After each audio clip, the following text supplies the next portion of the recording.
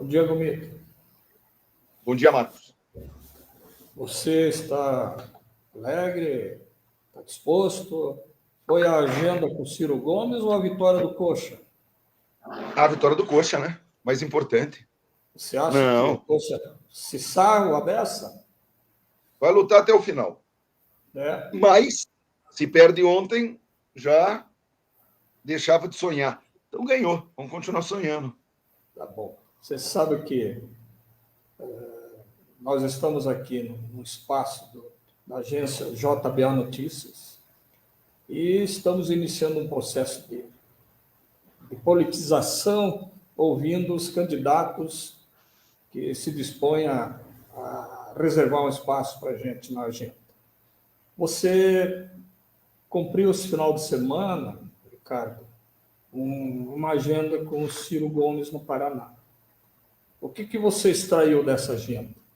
Positivo, nos contatos que vocês fizeram, principalmente no norte do estado. Ô, Marcos, é um prazer muito grande estar aqui na JBA Notícias. Prazer falar contigo, um amigo querido que há tempos não via. Uma agenda muito positiva. É a quarta vez que o Ciro vem me prestigiar, vem me dar apoio durante estas eleições. Ele veio na minha filiação, veio na minha convenção, veio novamente esses dias a Curitiba, veio agora percorrer o norte do Paraná comigo, e eu já solicitei que ele viesse também para uma agenda lá no oeste do estado. É muito importante, porque tem essa vinculação, esse prestigiamento, essa confiança do PDT e do Ciro na minha campanha, e também é o momento onde eu posso, nos intervalos das agendas, conversar com o Ciro. Eu estudei o Paraná, o Ciro vem estudando o Brasil há muito tempo, é um homem muito preparado, talvez o homem mais preparado da vida pública do nosso país. Então, não só pelo aspecto político e pelo prestigiamento, que é fundamental, mas também pelo convívio com uma pessoa que tomou a estudar o Brasil, apresentar soluções, um privilégio. O que vocês veem em comum nas suas propostas com o que ele quer fazer e em função do Paraná, esse estado que tem uma realidade econômica interessante? Veja, muita coisa que a gente pode conversar ao longo da entrevista, desde você ter uma renda mínima para os trabalhadores, infelizmente, aqui no Paraná, um estado pujante, nós temos ainda muita gente passando fome, gente abaixo da linha de pobreza, mas, fundamentalmente, a visão como ele se coloca nacionalmente num quadro polarizado, entre duas candidaturas extremistas, e o Ciro procura colocar conteúdo no debate, procura lançar propostas, fazer discussões. E aqui no Paraná, de certa forma, eu tenho a mesma situação. Claro que aqui é uma discrepância muito grande entre uma candidatura e outra. Não é como nacionalmente que tem duas candidaturas hegemonizando a disputa. Aqui no Paraná, não.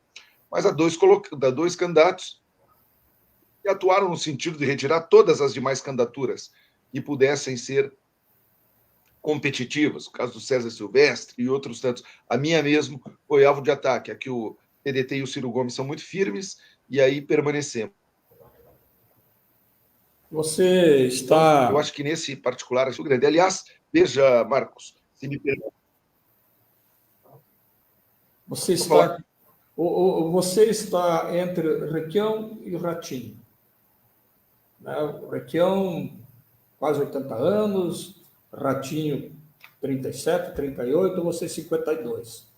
O que você apresenta no meio desses dois como um handicap para você ser eleito governador? Um é muito velho, o outro é muito novo. Então, como é que antes disso, da pergunta antiga, já fazendo uma ponte com essa. Tá bom. Antes disso, ainda fazendo uma ponte com a pergunta antiga, eu gostaria de te dizer, por exemplo, eles, um governador e o outro 3 vezes governador, conhecem muito dos membros da política, né? Acabaram tirando todas as demais candidaturas, ficou a minha. Veja o que eu passo durante esse período eleitoral. Agora mesmo, a RPC, que você bem conhece, decidiu que faria a cobertura diária dos candidatos, entrevistaria alguns candidatos para fazer o seu programa de televisão e, ao final, no dia 27, faria o seu debate. A questão do debate é disciplinado por lei. Participam os candidatos que têm representação no Congresso Nacional. No caso, a moça do PSOL, eu, o Ratinho e o Requião. Seremos os... 4, não há como mexer nisso. Para a cobertura diária e para as entrevistas, é necessário que se estabeleça um critério objetivo. O que fizeram? Uma pesquisa, antes ainda de começar, de fato, o período eleitoral, e essa pesquisa mostrou que os 5 melhores candidatos, e aí eles decidiram fazer os 5 melhores candidatos, chamar os 5 candidatos mais bem votados na eleição. Então, além do Requião e do Ratinho, a pesquisa mostrou com 3% o rapaz do PSTU, um bom moço, participou de debates comigo, o tal do Túlio, do PMN, e a moça do PSOL. Então, eles decidiram que vão entrevistar os 5 melhores colocados na pesquisa. E aí, também na cobertura diária, eu não sou chamado. E há uma infinidade de outras pesquisas que me colocam em terceiro colocado em ascensão, mas elas são irrelevantes, porque eles consideram aquela lá para trás. Claro, judicializei, vou discutir, mas parece que é um acordo das principais candidaturas para bloquear a minha campanha. Como se fosse assim, fizeram um acordão lá atrás, que já tinha um candidato para ganhar, um candidato para perder. E eu sou quem estou entrando aí no meio do caminho para atrapalhar esse acordão, discutir propostas, debater, colocar o dedo na ferida, mostrar por onde o Paraná quer avançar. E aí que eu realmente me diferencio dessas duas candidaturas. Por um lado, eu acho o governo do Ratinho muito fraco. Um governo que não apontou soluções, um governo que não está à altura do tamanho do nosso Estado, do nosso setor produtivo, da nossa gente trabalhadora. Podia dizer infinitas coisas para falar disso, mas dá para mostrar o exemplo do pedágio. Ele teve a oportunidade de resolver o imbróglio, isso ficou na mão dele em novembro de 2021, ele quase que aceitou, podemos discutir isso ao longo do tempo, uma proposta horrível do governo federal, quando houve reação, varreu para debaixo do tapete, nós estamos sem pedágio, nossas rodovias esburacando, sem manutenção, não fez nada. É um governo inerte, um governo fraco, um governo que não aponta soluções. Por outro lado, o governo Requião é um governo anacrônico, um governo que lá no passado pode ter feito algumas coisas, eu tenho uma relação carinhosa com ele, participei do secretariado dele, mas não é olhando para trás que nós vamos achar a solução para os problemas do presente nem para o futuro. O Requião falou que ia acabar com o pedágio. O Ratinho deixou o contrato até o fim. Qual é a tua proposta? Então, eu gostaria de aproveitar as pessoas que vão nos assistir aqui através da JBA para falar rapidamente disso. Nós ficamos escravizados por uma tarifa do pedágio absolutamente imoral por mais de 2 décadas. O Requião ganhou uma eleição dizendo ou baixa ou acaba. Não baixou nem acabou. Agora ele diz aí que ele tentou abaixar, mas não conseguiu, porque era muito difícil, havia contrato, e aí o Ministério Público Federal e Estadual, o Judiciário, acabou não deixando ele baixar ou acabar. Ora, quando ele foi candidato e disse que ele baixa ou acaba, ele não disse eu baixo ou acabo, mas é muito difícil, tem contrato, tem tem que se respeitar isso e tal. Não, ele fez uma demagogia, uma falácia. Ele falou eu baixo ou acabo. O povo do Paraná, desesperado por aquelas tarifas escorchantes, correu atrás dele e deu para ele o mandato. Ele não fez nada. Então, não tem moral para tratar desse tema. O Ratinho, o mesmo modelo do passado, que é um modelo ineficiente. Aliás, estão propondo aí com 15 novas praças de pedágio, degrau tarifário, ou é bom que o paranense saiba.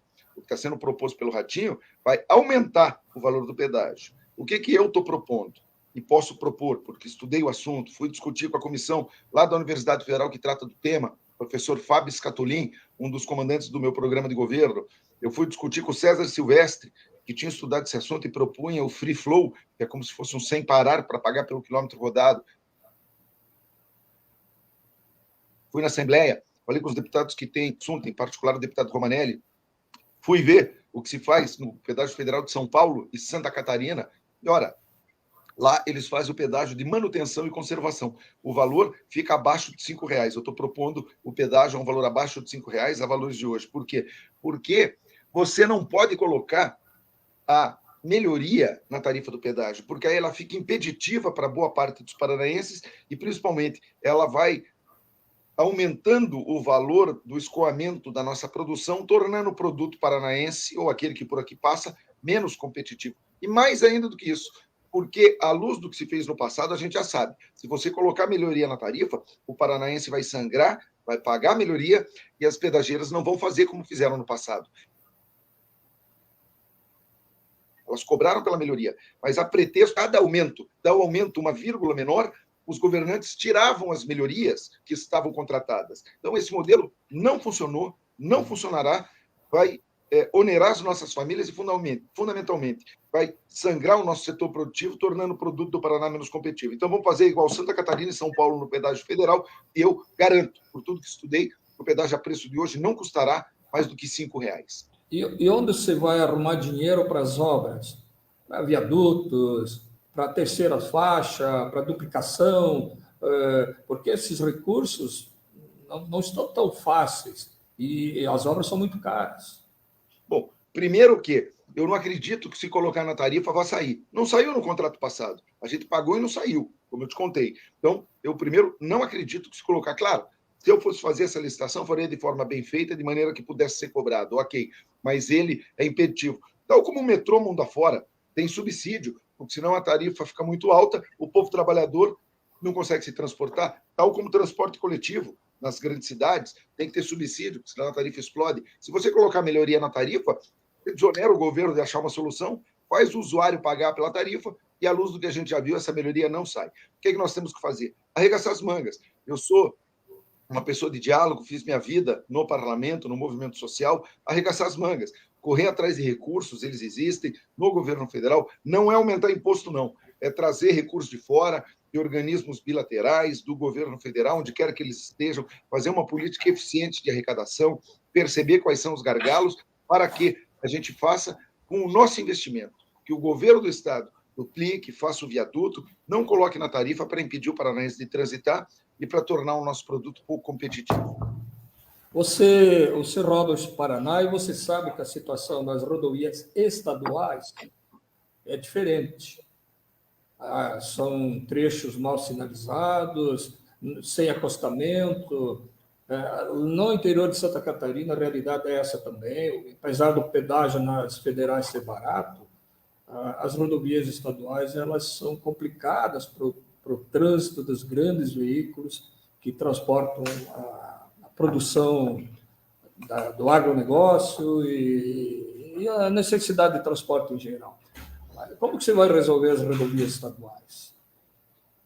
Nós vamos arrumar recurso, é função do Estado. O povo paga imposto para isso. Há financiamentos, há recursos no governo federal. O que precisa é o governo estar à altura do nosso Estado e promover as parcerias necessárias. Mais do que isso, elas não devem estar contidas apenas, como eu vejo o candidato aí dizendo, olha, se o meu presidente ganhar, eu vou ser um bom governador, eu vou arrumar recurso. Não. O governador do Paraná ele tem intencional de representar o povo do Paraná e de organizar o governo do Estado. Qualquer que for o presidente da República. Eu quero que seja o Ciro Gomes, tenho com ele amizade. Mas, qualquer que seja o presidente da República, eu, como governador, vou correr atrás, vou levantar os recursos, a gente vai fazer. Hoje, não se faz. Mas por que não se faz? Porque não se faz nada. Você sabe bem, Marcos, as obras que eu assisto no horário eleitoral gratuito, como sendo feitas do atual governo, não foram feitas pelo atual governo. Só o governo federal. Pelo amor de Deus. Não pode fazer um programa eleitoral, eu não tenho oportunidade de confrontar, porque o Ratinho não vai a debate. Mas ele diz que fez a ponte do Brasil-Paraguai, a segunda ponte. Aquilo foi feito com dinheiro da Itaipu, não foi nem o planejamento do governo do Estado, foi tudo lá. E outra, a parte fez a metade e a parte paraguaia da Itaipu fez outra. Não é possível que numa campanha eleitoral se diga que o governo do Estado fez uma obra. A Itaipu do Brasil fez a metade, e a Itaipu do Paraguai é outra, porque ali é uma binacional, como a conclusão da Estrada do Boiadeira, como várias obras que são ainda de convívio. Então, o governo hoje está aquém da necessidade do nosso povo, não acha soluções, não promove entendimentos no sentido de arrecadar os recursos. Não é porque hoje o governo é fraco e não apresenta soluções que todo governo será fraco e não apresentará soluções. Por isso que a minha candidatura se difere, tanto desse olhar antigo, que não apresentou soluções nem antes nem agora, com a demagogia do pedágio acaba, e difere da atual situação, que é a inércia. Não fazer nada, apenas lucrava com o fato de não haver oposição, e a oposição que o Ratinho pediu a Deus era do Requião. Eu estou entrando aí para desarrumar esse jogo, apresentar proposta e fazer as críticas conceituais, tanto lá quanto cá. Não é crítica pessoal. Pessoalmente gosto do Requião, fui secretário dele, pessoalmente gosto do Ratinho, tenho com ele um bom convívio. No entanto, não me furta o direito de defender o povo do Paraná e de apresentar as propostas, porque realmente as tenho, e meu partido também. Está aí o meu programa de governo apresentado no Candex e para a imprensa. Vamos mudar um pouquinho a área de educação. Você foi um responsável por uma volta dos jogos escolares e fez eventos muito interessantes em todo o Paraná, quando você foi diretor da área de esportes na Secretaria de Educação. Você realizava debates com os prefeitos em cada etapa desses jogos. Você fala em ensino integral, numa proposta educacional. Como é que você concilia esse ensino integral e o esporte? Você vai começar por contraturno com muito esporte? O que você pensa? Bom, Marcos, primeiro dizer que eu tenho uma história grande na educação, fui eleito deputado federal mais novo da história do Paraná, muito novinho, quando fazia movimento estudantil, era da União Nacional dos Estudantes, com apoio essencialmente de educadores e de estudantes. Sou filho de educadores, estou no Partido da Educação, Leonel Brizola, Ensino Integral, CIEPS, Darcy Ribeiro, relator da Lei de Diretrizes e Bases de Educação, e quando fui deputado, fui vice-presidente da Comissão de Educação, tenho uma vida inteira e compromissos na área da educação. Fiz questão de ir na PP Sindicato, assinar o documento em que ela chamava os candidatos para que assumissem responsabilidades. Tive na marcha o 30 de agosto, caminhando junto com os professores. Tive nas nossas universidades estaduais, conversei com o reitor eleito da UEM, com a reitora da UEL, para discutir a Lei Geral das Universidades, que fere a autonomia universitária, que é uma legislação que penaliza as nossas universidades, que piora as nossas universidades, nós vamos revê-las. E no que diz respeito ao esporte, está aqui passando a Flávia, que eu estou fazendo aqui de casa mesmo uma conversa com você, ô Marcos, mas no que diz respeito ao esporte, você lembra bem, a gente tratou o esporte, eu acredito no esporte de rendimento, nas mais variadas facetas do esporte, mas fundamentalmente no esporte na escola. E não o esporte só para aquele que tenha biotipo preparado para desenvolver uma modalidade, para todos os estudantes. Para a educação, para criar um corpo, isso, uma atividade física regular e continuada. Então, a gente fez bastante, fez pelo Paraná todo. Vamos fazer mais, vamos fazer de novo, abandonar. E aquilo foi uma bênção, que não só espalhou cidadania, espalhou qualidade de vida, mas começou a formar muito atleta, porque eram várias modalidades, e as federações estavam com um quadro muito enxuto, com os jogos colegiais. Todas as cidades começaram a fazer times de basquete, de vôlei, de handebol, porque havia aquela base na escola. Com isso, também tinha que ter árbitro para apitar os jogos. Começou a ter uma rede de árbitros para as federações. E o esporte do Paraná floresceu, apontou lá no rendimento, onde a gente revelou gente que não acaba mais, por quê? Porque houve investimento na base. Então, nós vamos fazer isso. E o esporte não só na escola, prioritariamente na escola, mas para a terceira idade. Tem gente, e eu vejo projetos aí de governos, que faz esporte para o atleta. Ora, isso é uma faceta do esporte. Agora, como é que vai surgir o atleta se você não fizer o investimento na base? E outra, o esporte como elemento de qualidade de vida, como direito do cidadão. Então, o estudo a gente fez, a gente vai fazer de novo.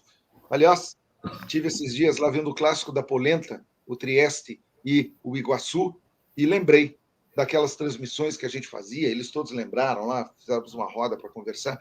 Foi o momento do auge do futebol amador também, quando a gente levou o futebol amador para as telas da Paraná Educativa, sendo transmitido em televisão aberta, e você era o gestor da Paraná Educativa.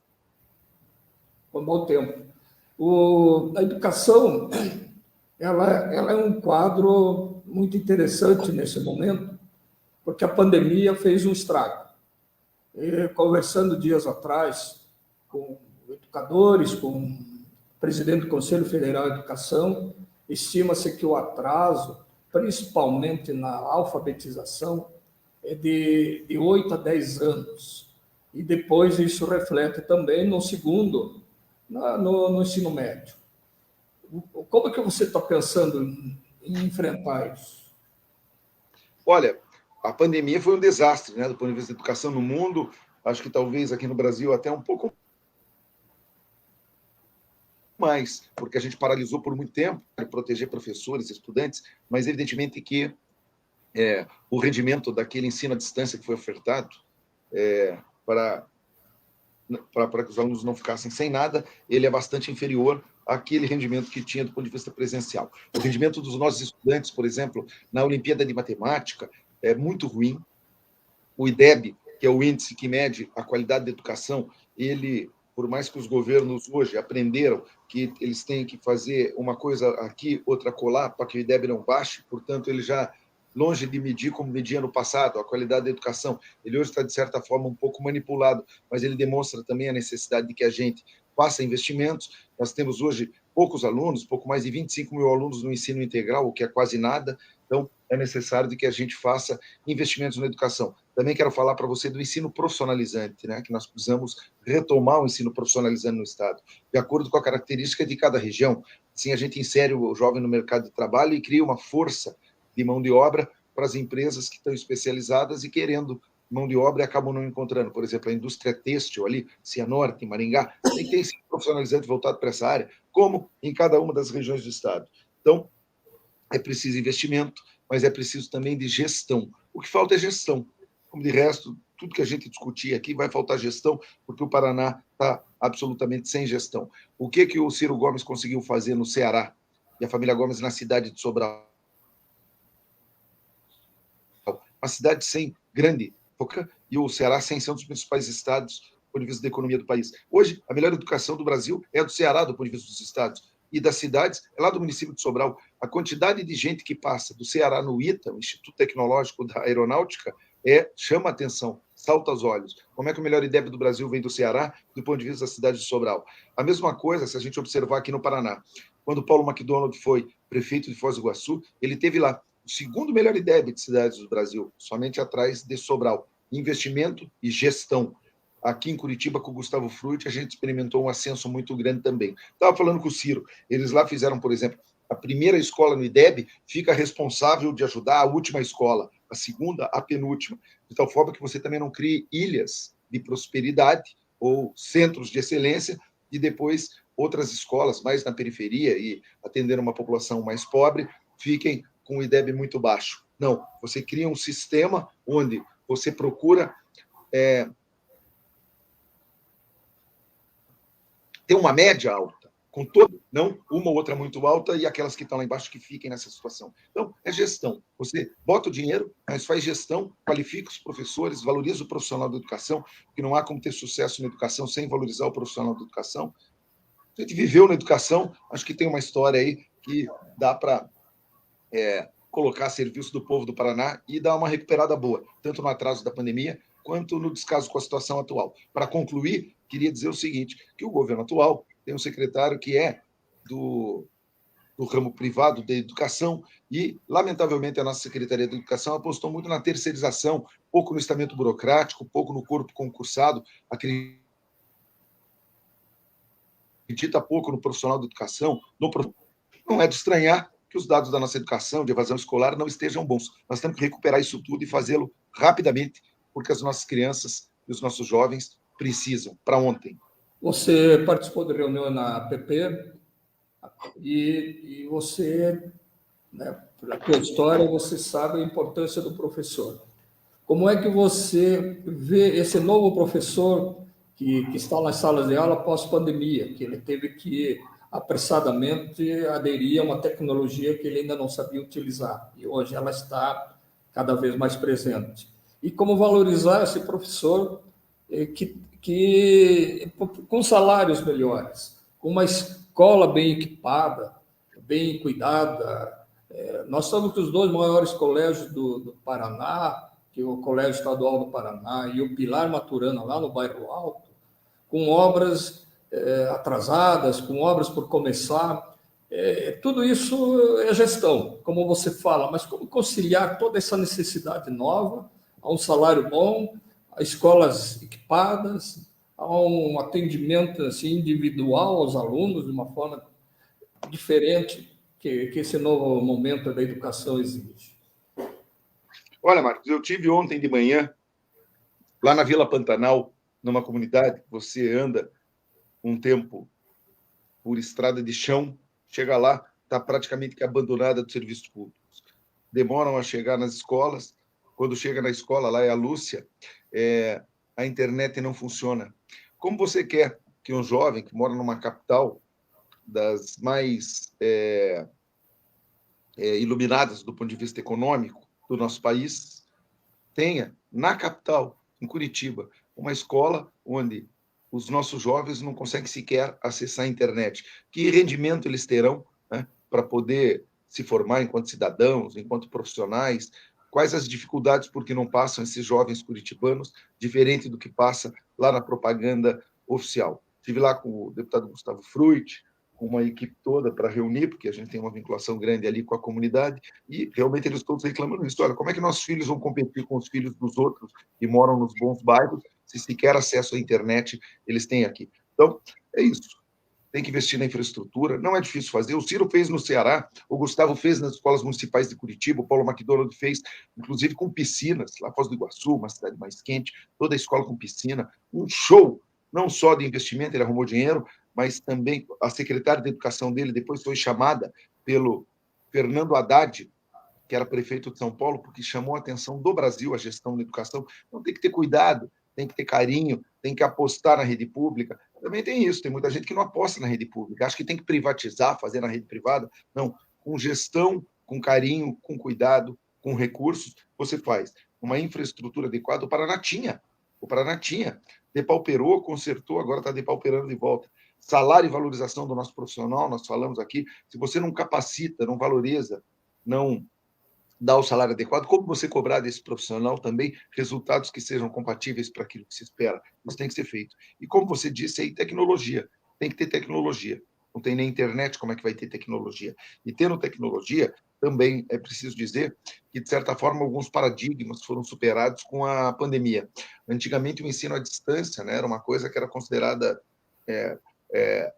do ponto de vista da qualidade do ensino, muito ruim. Hoje, não. Eu mesmo fiz agora a faculdade de Direito, tinha feito comunicação lá para trás, queria fazer Direito, fiz. E, ao final, acabei concluindo, no último ano, tendo a pandemia, o ensino à distância. Então, tive um ensino razoavelmente adequado, e isso me desmistificou a ideia de que o ensino à distância ele tem que ser eliminado. Claro que não, ele tem que ser aproveitado, desmistificou também a telemedicina, outras questões. Nada supera o presencial, mas nós não podemos descartar as possibilidades que a tecnologia traz. Eu investi pesado em tecnologia, como de resto na segurança pública, em outras áreas, né?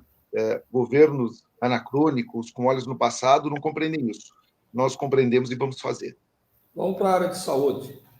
A pandemia concentrou os esforços numa área de atendimento e em outras áreas o atendimento, os exames, as cirurgias ficaram represadas.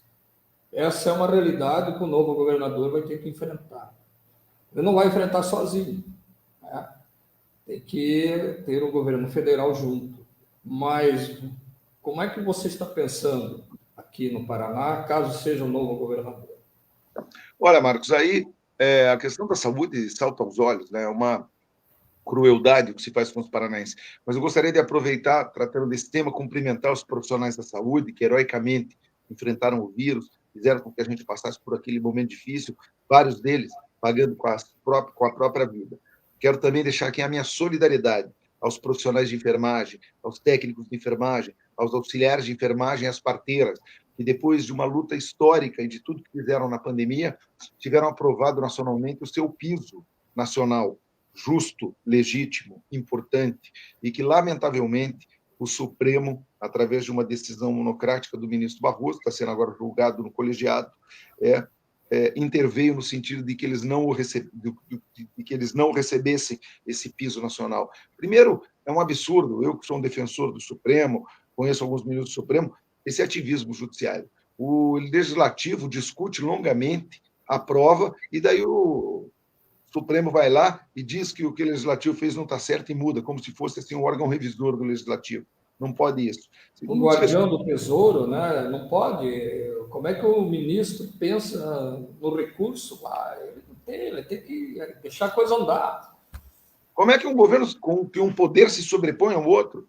Como pode a Câmara dos Deputados discutir ao longo de anos, fazer audiências públicas, um poder eleito pelo povo, que tem a função precípua de legislar, legisla, e aí o Supremo fala, não gostei, acho que vai custar demais, não está importante. Ora, isso tudo foi avaliado pela Câmara dos Deputados, isso tudo foi avaliado pelo Executivo, quando dá sanção ou do veto. Então, quando vai para o Judiciário, ele tem que ver a constitucionalidade. Agora, fazer esse tipo de análise, coloca como se o Supremo fosse um órgão revisor daquilo que o Executivo faz, daquilo que o Judiciário faz. Eu sou contra. E tem gente que é a favor, que é contra o presidente da República, por questão conjuntural. Não está vendo um atraso que isso causa do ponto de vista do processo civilizatório, não está vendo um atraso que isso causa do ponto de vista da consolidação da democracia. Então, eu acho uma pena, do ponto de vista mais geral, no caso específico do piso dos nossos enfermeiros, eu que participei desse processo, aproveito para dar a solidariedade para todos os profissionais de enfermagem, os técnicos, os auxiliares e os parteiros. E, do ponto de vista da nossa saúde aqui no Estado, todo governo que entra fala que vai descentralizar a saúde. Não descentraliza coisa nenhuma. Hoje, o paranaense que fica doente e precisa de cirurgia, vai lá no posto de saúde, vai lá no hospital próximo da sua casa, manda voltar para casa porque não está em situação de emergência, fica na fila da cirurgia eletiva. Aguarda meses, às vezes anos, a situação se agrava. Quando ele volta em situação de emergência, empurram-no para Curitiba e ele vem para cá, faz a cirurgia, já numa situação que não vai retroagir aquela situação que ele estava quando procurou o sistema. O SUS, que gastaria um valor muito menor para tratar daquela doença inicial, agora vai gastar muito mais. Então, mesmo do ponto de vista do custo, é um crime o que se faz com o nosso Sistema Único de Saúde, porque falta de gestão. Então, nós precisamos atender o paranaense mais próximo da sua casa, mas antes da situação ficar grave, aproximar do zero essa fila da cirurgia eletiva, crescer na descentralização e também permitir que ele faça esse exame lá mais perto da sua casa. Isso quase ninguém fez. Agora conseguiu-se recursos, por exemplo, para fazer o Hospital da Criança, lá em Maringá.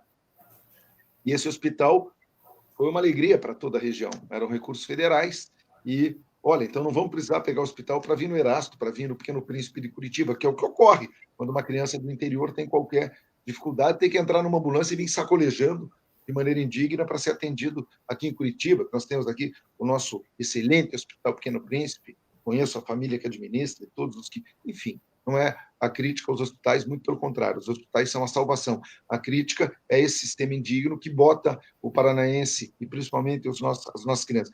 Foi feito lá o Hospital da Criança em Maringá, construiu-se. Só que agora precisa equipar, precisa contratar profissionais, são cerca de 700, 800 profissionais, um joga para o outro, ninguém sabe como fazer. Então, a situação da saúde é essa. De novo, salta aos olhos, falta de gestão. Falta de gestão na educação, falta de gestão no pedágio, falta de gestão na saúde. Essa é a situação do Paraná de hoje. E a segurança? Você também está atento às necessidades da corporação? Salários, treinamento, equipamento.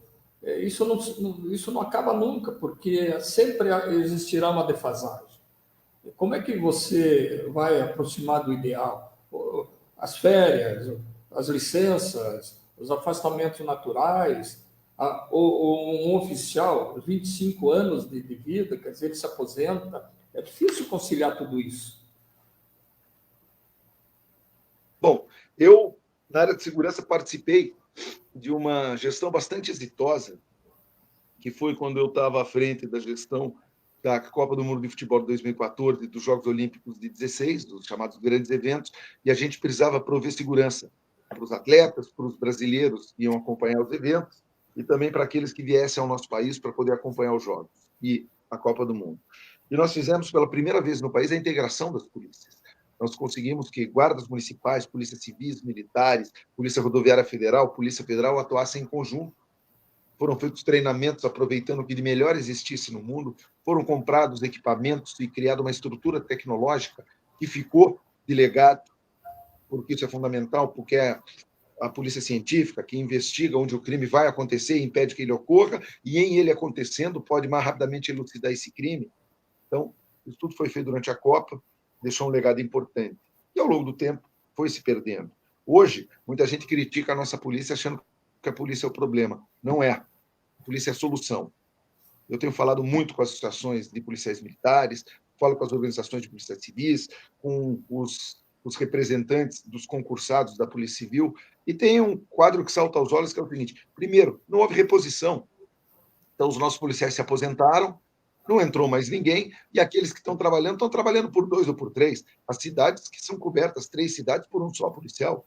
Então, o que acontece, que ocorre cada vez mais, é policial em situação de estresse, E para agravar isso, não há um plano de assistência psicológica para os nossos policiais. Aliás, não há sequer um plano de saúde. Esse policial que trabalha por 2 e por 3, está estressado, demonstra esse estresse, ele também está ganhando mal, está morando numa plana habitacional, não há inteligência para isso, ele está morando mal, muitas vezes nas periferias da cidade, do lado do traficante. Tem que secar sua farda atrás da geladeira para não secar no varal e não ficar exposto. Esse policial que ganha mal, que trabalha por 2 ou por 3 e que está com uma carga de estresse elevada, que não tem plano de saúde, que não tem plano de assistência mental. Esse policial, não é de estranhar, não dá conta da sua missão constitucional, que é prover segurança para a nossa sociedade. Aí quem sofre é a periferia da cidade, é o jovem, é o preto.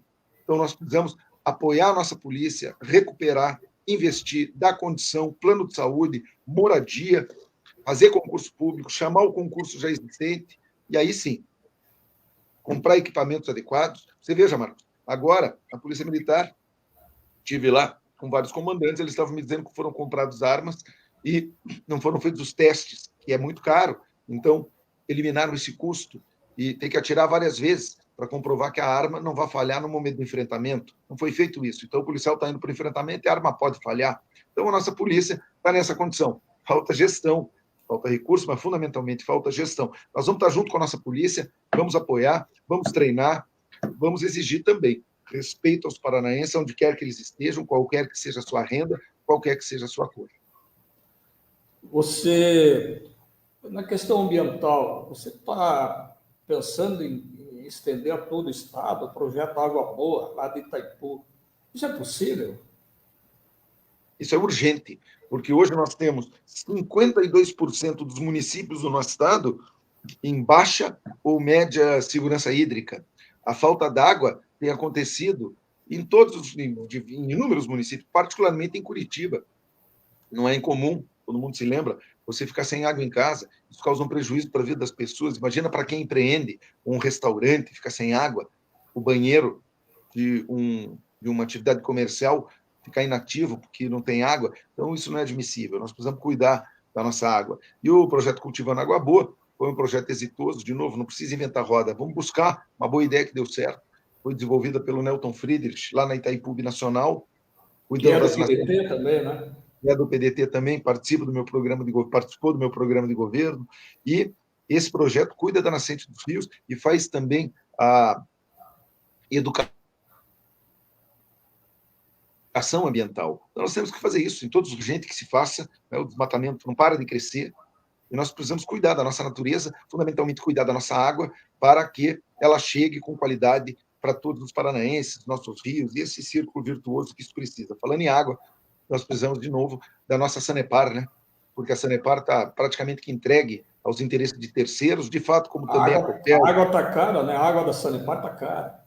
A água está cara, a energia está cara, as nossas empresas que foram criadas fruto do suor do paranaense para prover água, energia e participar do desenvolvimento do nosso estado, hoje tem interesses outros, que é pagar dividendos para os acionistas. E boa parte de fora do Brasil, de fora do Paraná. Claro, se a capital aberto, evidentemente que esse olhar deve existir. Agora, a função principal é cuidar do povo do Paraná. Quando se fez essas empresas, elas não foram feitas para ter a finalidade de dar lucro para o investidor privado. Elas foram feitas para ajudar no desenvolvimento do Paraná, para ter água boa e barata, para ter energia boa e barata. E hoje elas estão praticamente que dominadas por interesses de fora do Estado. É um absurdo.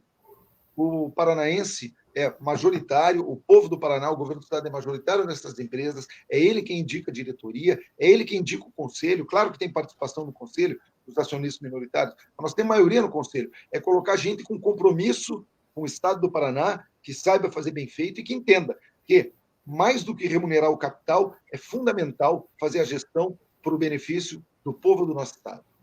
E você, como que você pode objetivar uma ação nesse sentido, nessas duas empresas? Porque elas são eficientes em termos, mas são pesadas para você andar lá, né? Como gestão. Falta governo, falta decisão, falta coragem. É fácil fazer. é trocar a diretoria, todo governo troca. Eu vi aí que o Requião tem dito como se fosse um ato revolucionário. Ele falou, eu assumo e troco imediatamente essa diretoria. Pelo amor de Deus, todo governo na história do Paraná que assumiu trocou, não só a diretoria do Copel e da Sanepar, mas da Copagás, como todo secretariado. Isso não é medida de governo, isso é o óbvio, o ululante, aliás, desde que o mundo é mundo, acho que desde a Revolução Francesa, ou desde que caíram os reinados, quem que vai manter a direção de um governo opositor? Então, isso aí é na hora. Todo governo faz, evidentemente que eu vou fazer. Mas escolher a dedo, sem negociação política, tendo como primazia gente com qualidade. Nós temos um corpo técnico muito importante dentro da Copel e dentro da Sanepar. Nós temos gente iluminada que discute esse assunto nos mais variados locais. Nós temos muita gente boa, por exemplo, dentro da Itaipu Nacional. Nós temos massa crítica acumulada, inteligência nas nossas universidades. O que nós temos que fazer é chamar tudo isso para dentro das nossas estatais, priorizando o nosso corpo técnico concursado, o estamento burocrático dessas empresas, e criar uma diretoria que tenha compromisso com o povo do Paraná. Entenda, evidentemente, eu não sou inimigo do capital, tem candidato que é, eu não sou inimigo do capital. Se elas têm capital aberto, evidentemente, são controlados pela Comissão de Valores Imobiliários, tem que ter esse olhar também, evidentemente, não estamos aqui para fechar a capital de companhias que estão na Bolsa de Valores, mas a função tem que ser a melhoria da condição de vida do povo do Paraná. Você falou há pouco da dificuldade aí para ser ouvido na RPC, né, nesse momento da campanha política. E você sabe que, por coincidência desgraçada é o termo que eu estou usando mal, mas por uma felicidade, você começou uma vida política, com ação política, lá na PUC, você e o Luiz Pereira, quando vocês revolucionaram lá algumas ações estudantis, posturas, reivindicações, até uma greve, isso eu estou bem lembrado. E foi excepcional a entrevista do Luiz Pereira no Bom Dia Paraná. Eu me lembro disso. Foi onde você começou também uma ação política. O Luiz virou um grande advogado, hoje é um das maiores bancas do país, em diversas áreas. E você seguiu a vida política. É uma coincidência. Aquela época era difícil falar, ouvir um estudante com reivindicações, com as ideias revolucionárias, era muito difícil. Como é que significou para vocês esse momento na vida pessoal tua, por exemplo, lá na Católica e até hoje, esse caminho político que você seguiu? Pois então, o Pereira até hoje é meu grande amigo, hoje mesmo estarei com ele, e brilhante, né? Desde aquela época, uma verve política muito acentuada, filho do então deputado estadual Mário Pereira, depois vice-governador do estado, depois governador do estado do Paraná. Então, ele sempre teve esse olhar político bastante acentuado. Fomos juntos para a União Nacional dos Estudantes, houve todo aquele destaque por conta da questão da ocupação da PUC do Paraná, e logo depois, eu na direção da UNE, houve o Fora Collor, e o Lindbergh Farias era o presidente, eu era um dos diretores mais destacados daquela gestão. Acabou que o Lindbergh foi candidato a deputado federal pelo Rio de Janeiro e eu candidato a deputado federal aqui pelo Paraná, os dois nos elegemos.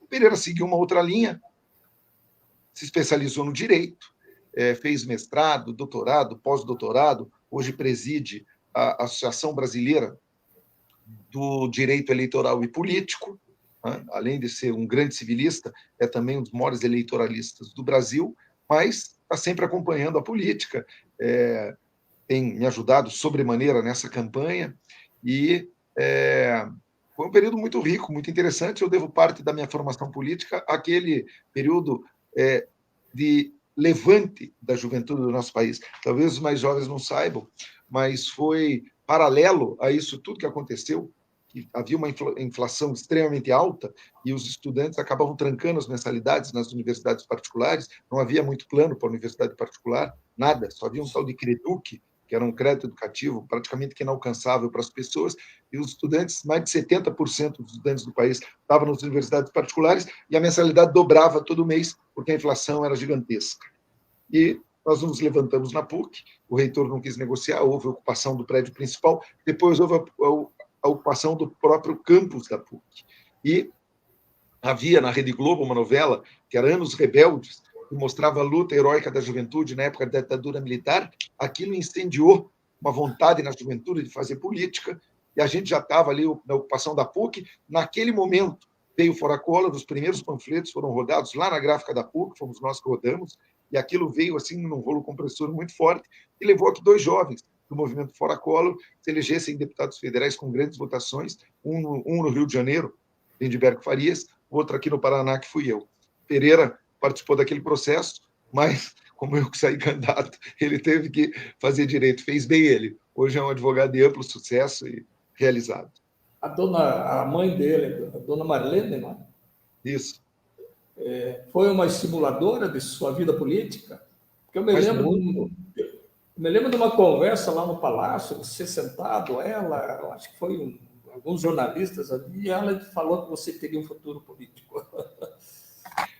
Mas é que ela chegava em casa, ela era secretária da Ação Social, né? Chamava Provocação. E ela chegava em casa o dia inteiro tratando com deputados federais, com deputados estaduais. Quando chegava em casa, estávamos eu, o Pereira e as 2 irmãs dele, filhos da Marlene, os 3, fazendo cartaz, fazendo a minha campanha. Então, na hora que ela viu, ela já estava nos ajudando, né? Olha, não é assim, faz assim, vamos fazer acolá, poxa, eu vou ajudar vocês ali, que eu tenho um contato não sei na onde. Foi que realmente quem comandou minha campanha, a Marlene Pereira. E aí foi que eu me elegi com 37 mil votos. Ela é uma... Eu chamo até hoje ela de tia, muito embora não seja sanguínea, é uma tia. Tá bom. Você falou em gestão, você falou em muita coisa. Aliás, desculpe, a Luciana, que é a atual superintendente de cultura do governo do Estado. Tá bom. Você falou em gestão, falou em melhorar condições de trabalho, professores, na área de saúde, na área de segurança. E os recursos? Como que você vai trabalhar recursos para atender essas demandas? A gente sabe que a pandemia deixou os estados numa situação aparentemente bem ajustada, salários em dia, até um pouco de dinheiro sobrando, mas a conta vem para pagar, né? Como é que você vai se apresentar como um gestor desses recursos? Você que não teve uma experiência assim grande administrativa. Eu tive, Marcos, porque eu fui 8 anos secretário de esporte do governo do Paraná. Depois fui gestor lá dos grandes eventos, Copa e Olimpíada. Ordenei despesa nesse período todo sem nunca ter um questionamento. Todos os que nos assistem, que deem um Google aí para ver. Eu não tenho uma denúncia sequer, quanto mais uma condenação. Uma denúncia feita pelo Ministério Público, por um ente privado, por uma pessoa física, nada. Passei incólume, porque sempre gostei de fazer bem feito e fiz. Então, me considero um bom gestor público, porque geri coisa pública por um bom tempo da minha vida. Da onde que nós vamos tirar dinheiro para fazer essas coisas que eu estou te falando? Primeiro, sair da mesmice e sair do atraso. Olhar para frente e correr atrás do recurso, apresentar projetos, fazer os entendimentos. Eu sou bom nisso, sou bom de diálogo, sou bom de relacionamento, vou fazer com o governo federal, vou buscar nos organismos internacionais, nós vamos atrair recursos. Segundo, uma boa gestão tributária, sem aumentar imposto, fazendo com que você tenha uma receita eficiente e coíba a sonegação, você amplie a arrecadação sem ampliar os impostos. Terceiro, nós vamos melhorar a economia, nós vamos estar junto com o nosso setor produtivo. O Paraná me conhece, fomos nós que fizemos o Código Florestal, o Aldo Rebelo era o relator, eu era o braço direito dele. Nós conseguimos compatibilizar meio ambiente com produção rural. Quando queriam criminalizar o produtor rural, nós que falamos, não conte conosco para criminalizar o produtor rural, muito pelo contrário. Somos aliados da produção, do pequeno, do médio e do grande. Quem criminaliza o nosso produtor ou criminaliza a nossa agricultura não entende de economia do Paraná. Então, nós vamos, junto com o nosso produtor, melhorar a economia do Estado. Cresce também a arrecadação. Além disso, foram 160 milhões de reais só de propaganda. Isso aí não vai ter. Vai ter aquela propaganda institucional, que é um direito do cidadão, agora a propaganda laudatória, para puxar o saco do governador ou do governo, essa aí vai acabar. esses recursos nós vamos investir nos projetos sociais e na recuperação do nosso Estado. E, fundamentalmente, o Paraná está fazendo muita renúncia fiscal. Só no ano de 22 foram 17 bilhões de renúncia fiscal. Essas empresas estão vindo para cá, não estão pagando impostos e não estão dando uma contrapartida social. Nós vamos acabar com isso. Primeiro, passar o pente fino, aquilo que precisa ficar, vai ficar. Quando você pega uma microempresa e dá um diferimento fiscal para trocar imposto por emprego, ok, isso vai ficar. Mas o grosso ali não é isso, não. E não há transparência. Isso nós vamos acabar. Outra coisa, a empresa que quiser pegar benefício fiscal no Paraná vai ter que se comprometer com o salário mínimo regional, que é da ordem de R$ 1.800 e poucos reais. Então, isso também, por si só, vai melhorar a renda e a qualidade do trabalho de todos os nossos paranaenses. Com essas soluções simples que eu te disse e outras que nós temos, nós conseguimos recursos necessários para fazer aquilo que precisa ser feito pelo Paraná e colocar de novo o governo do Estado em sintonia com o nosso Estado laborioso, com a nossa gente produtiva, com esse Paranazão pujante, diferente da mesmice sem gestão do presente e diferente da demagogia do passado. Bom, Ricardo, uma boa caminhada aí para frente, falta pouco tempo, né? 20 dias. Isso, 20 dias. Obrigado pelo tempo dedicado e espero ter explorado com uma certa clareza as tuas propostas do governo. Eu gostei muito, só tenho a agradecer, foi ótimo. Obrigado, felicidades. Valeu, prazer rever um amigo, um abraço.